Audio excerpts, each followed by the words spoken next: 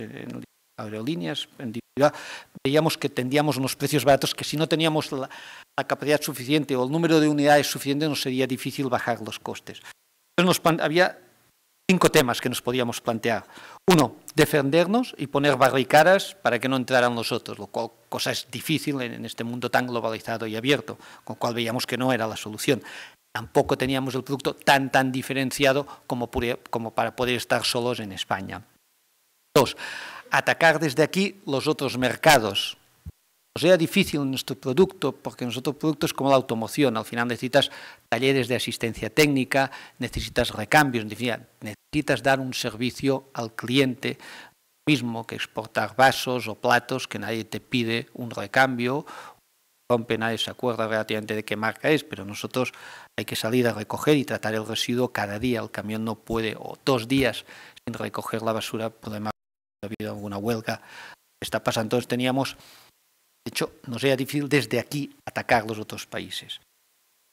Asociarse con otras empresas que nos aportaran tecnología o nos aportaran mercados, era una tercera opción. En este caso nosotros no encontramos. La cuarta opción, siempre uno la tiene, era venderse la compañía y en ese momento pues creíamos en nuestro proyecto y creíamos en nuestras personas. Y la quinta era comprar empresas. Es lo que hicimos. Tiene ventajas e inconvenientes. Al comprar empresas vas más deprisa porque compras empresas que ya tienen cuota de mercado y están establecidas y son reconocidas en sus mercados. Vas mucho más rápido en tu implementación, pero también es más caro, porque al final tienes que comprar y tienes que coger cierta deuda a las empresas. Entonces tienes la ventaja de la rapidez y la cuota de mercado, tienes el inconveniente de que es más caro y relativamente necesitas cierto capital. Nosotros optamos por esta. También es cierto que compramos marcas, ¿no? Porque al final es muy importante la marca, al final es la memoria de la empresa. Te acuerdas de una empresa por el nombre, después analizas lo que hay detrás, pero básicamente la memoria, o el primer flash, pues Coca-Cola, después ya analizas, o Harley Davidson, o el otro.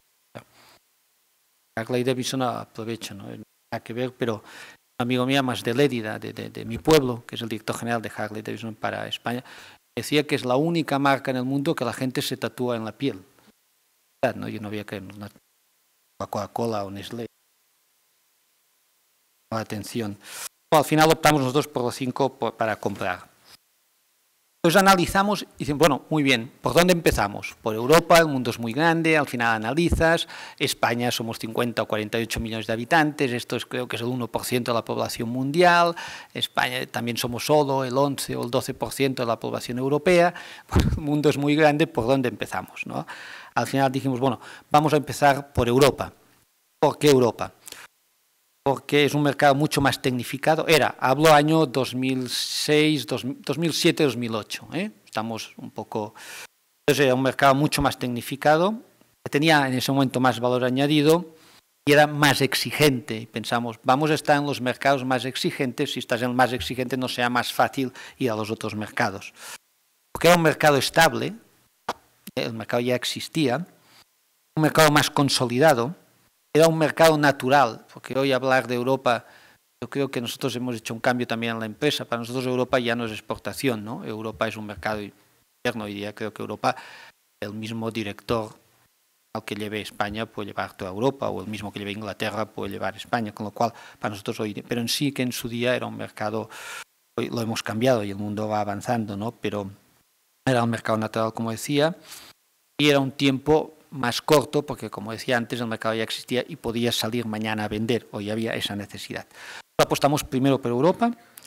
2, apostamos por Latinoamérica como número 2, esto fue al cabo de 2 años, cuando decía que compramos.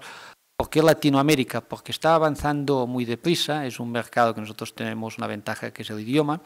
También es verdad que encontramos unos socios adecuados, porque es importante los socios que encuentres para realizar las inversiones en Latinoamérica.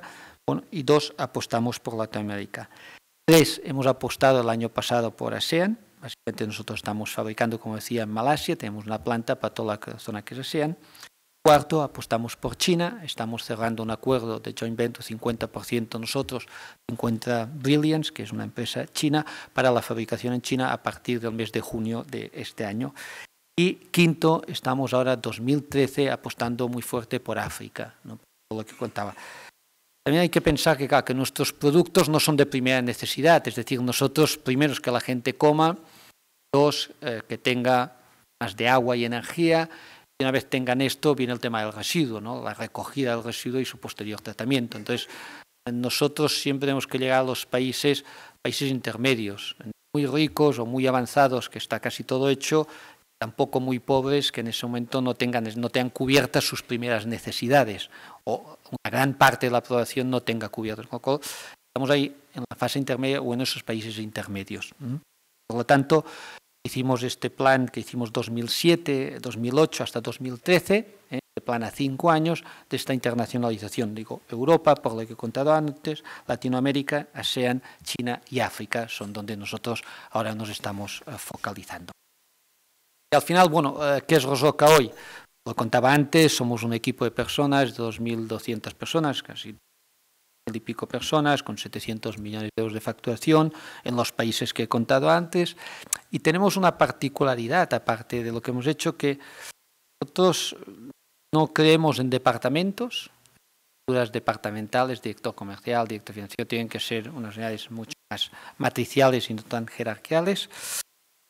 No creemos en las estructuras piramidales dentro de la propia empresa. Y al final nosotros nos gusta decir, gustaría ser, no es que lo seamos y no es que todo lo hagamos bien, como una orquesta de jazz y no una orquesta de música clásica, ¿no? Al final el jazz, todo el mundo tiene su libertad para tocar y suena bien, no una música clásica que te uno le da la entrada y el otro le da la salida. Pongo con gustos musicales, sino la manera de dirigir. Entonces, nosotros siempre nos gusta decir que somos una orquesta de jazz y no nos gusta ser una orquesta de música clásica. La facturación decía el 90%.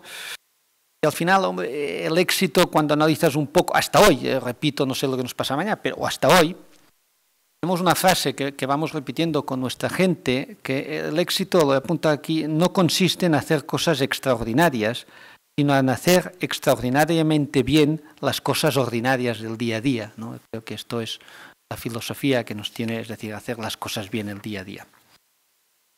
La estructura actual, que estamos profesionalizando la compañía, nosotros tenemos un consejo delegado independiente, que no es de la familia, yo estoy como presidente, tenemos un consejo externo, con lo cual de 8 personas, solo somos 2 de la familia, estamos en minoría, pero yo creo que es de las grandes cosas que ha hecho nuestra compañía, es tener un consejo externo, ¿no? Al final, ¿por qué? Pues si no, la familia siempre acaba siendo los mismos, un poco justificándonos unos a otros, y al final un consejo externo te da cosas a pensar, te pone al día, te da disciplina, que también yo tengo que dar mis cifras y tengo que reportar a alguien, también es importante, da control y nos da supervisión, con lo cual tenemos un consejo externo. Lo que estamos intentando hacer es profesionalizar al máximo nuestra compañía. Pues, bueno, ¿cómo llegamos a todo esto? También cuando nosotros fuimos un cambio generacional, desgraciadamente mi padre murió muy joven, yo estuve ya con 30 años o con 18 años, pues a cargo de la compañía, más mi hermano. Un poco te planteas dudas frente a tu futuro, que me imagino que vosotros también los tendréis y pueden servir para la vida de cada día, y fueron los que a nosotros nos sirvieron, los que tuvimos en su día. Uno, si vale la pena continuar el negocio o lo vendemos. Al final, cuando tienes 28, 30 años, es que vosotros te planteas, oye, ¿vale la pena continuar con esta vida o vendemos el negocio? Creo que, y nos lo dijo un profesor, nos dijo, oye, si no sabéis lo que queréis hacer después, no vendáis porque es peor.